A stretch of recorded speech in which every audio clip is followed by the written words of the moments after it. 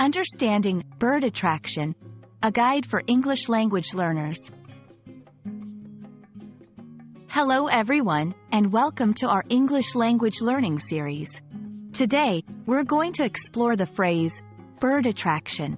This term can be intriguing, and it's important for learners like you to understand its usage and context in English.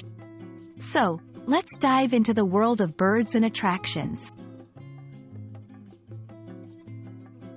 Bird attraction usually refers to anything that draws or entices birds.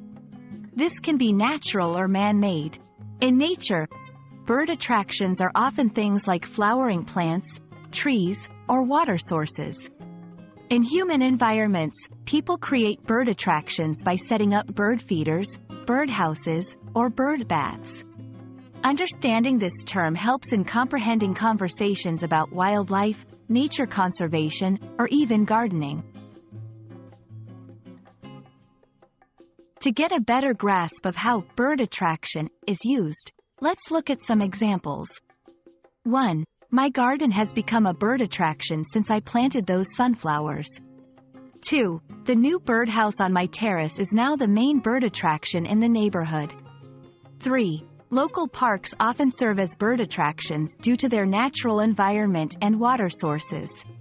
These examples show the phrase in different contexts, helping you understand its practical use.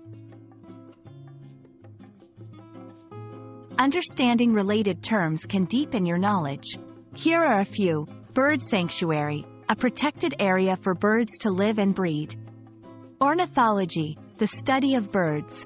Birdwatching, observing birds as a recreational activity.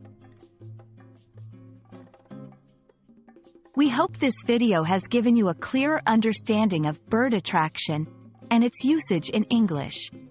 Whether you're discussing nature, engaging in birdwatching, or just expanding your vocabulary, this phrase is a wonderful addition to your English language toolkit.